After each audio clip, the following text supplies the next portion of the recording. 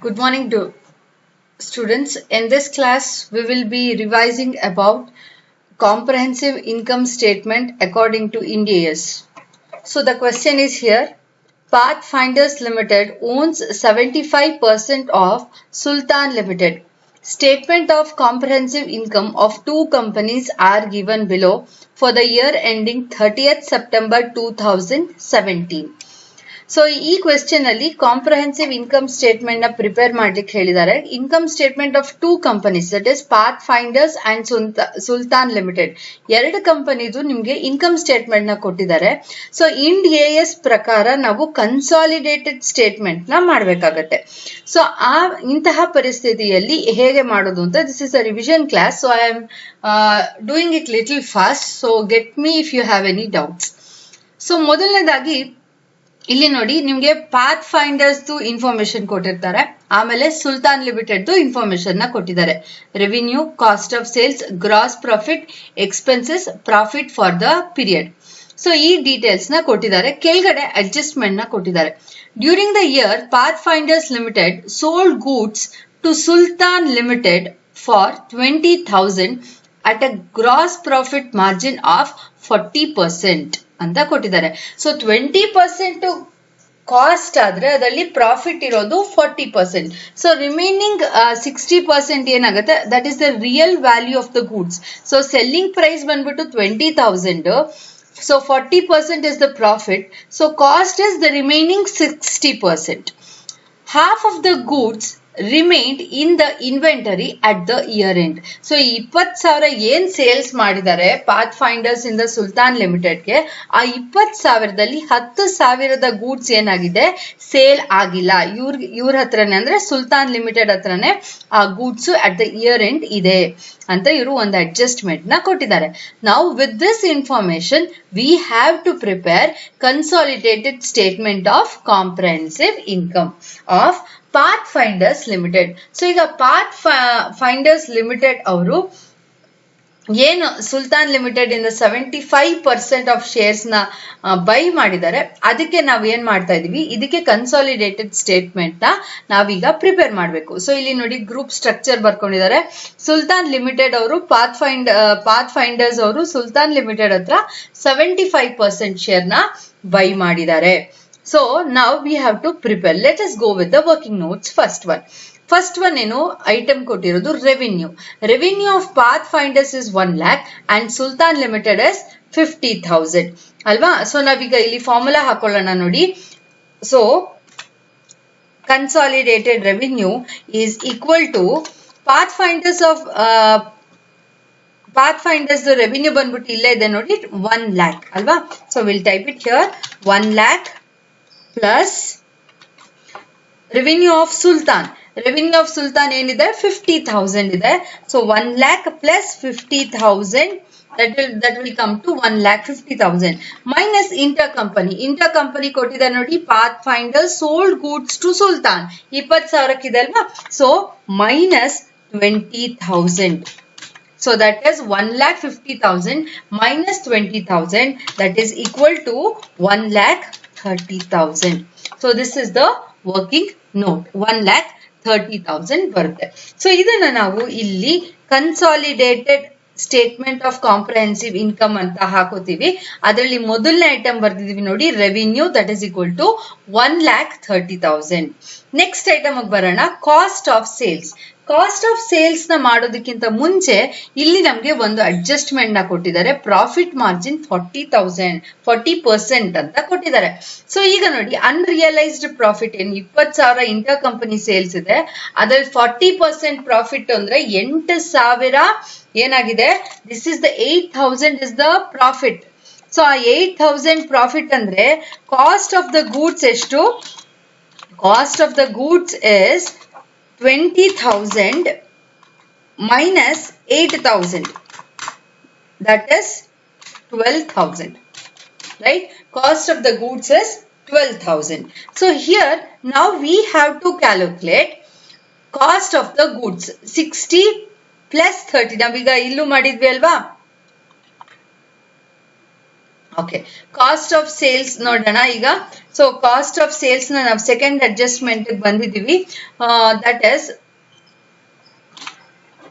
Is ಈಗ ನೋಡಿ, sales of Path finders ಎಷ್ಟಿದೆ ಇಲ್ಲೇ ನೋಡಿ, ಕ್ವೆಶ್ಚನ್ ಅಲ್ಲಿ 60,000 ಇದೆ. So is equal to 60,000 plus cost of sales of ಸುಲ್ತಾನ್ದು ಸೇಲ್ಸ್ ಎಷ್ಟು? 30,000 ಅಲ್ವಾ. ನೆಕ್ಸ್ಟ್ ಇಂಟ್ರಾ ಕಂಪನಿ ಸೇಲ್ಸ್ ಎಷ್ಟಾಗತ್ತೆ?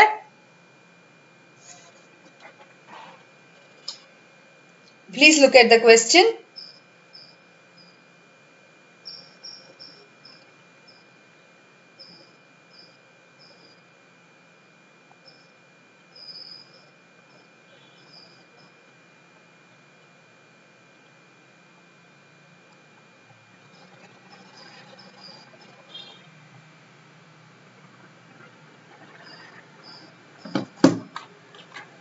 Yes, it is here 60 plus 30. 60 plus 30 is 90.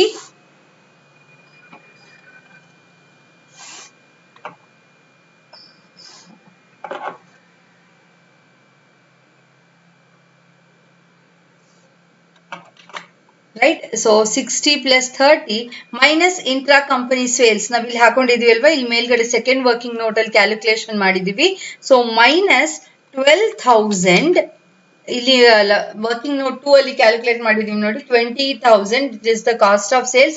ಅದರಲ್ಲಿ ಅನ್ರಿಯಲೈಸ್ಡ್ ಪ್ರಾಫಿಟ್ ನ ಕ್ಯಾಲ್ಕುಲೇಟ್ ಮಾಡ್ಕೊಂಡ್ವಿ 8,000. So 20,000 minus 8,000 is 12,000. ಅದನ್ನ ಈಗ ಇಲ್ಲಿ ಬರ್ಕೊಂಡಿದೀವಿ. ಮೈನಸ್ 0.5 ಆಫ್, ಯಾಕೆ 0.5 ತಗೊಂಡ್ವಿ ಅಂದ್ರೆ ಕ್ವೆಶ್ಚನ್ ಅಲ್ಲಿ ಕೊಟ್ಟಿದ್ದಾರೆ half of the goods remained unsold ಅಂತ ಇಲ್ಲೊಂದು ಅಡ್ಜಸ್ಟ್ಮೆಂಟ್ ಕೊಟ್ಟಿದ್ದಾರೆ ನೋಡಿ, ಅದಕ್ಕೆ ಆ ರೀಸನ್ಗೋಸ್ಕರ 0.5 1/2 ಅಂದ್ರೆ ಹಾಫ್ ಆಗತ್ತಲ್ವಾ. So 0.5 into 8,000, that is 4,000. You will get the answer. So 60 plus 30 minus 12 minus 4, that is equal to 74,000. So this is the working note.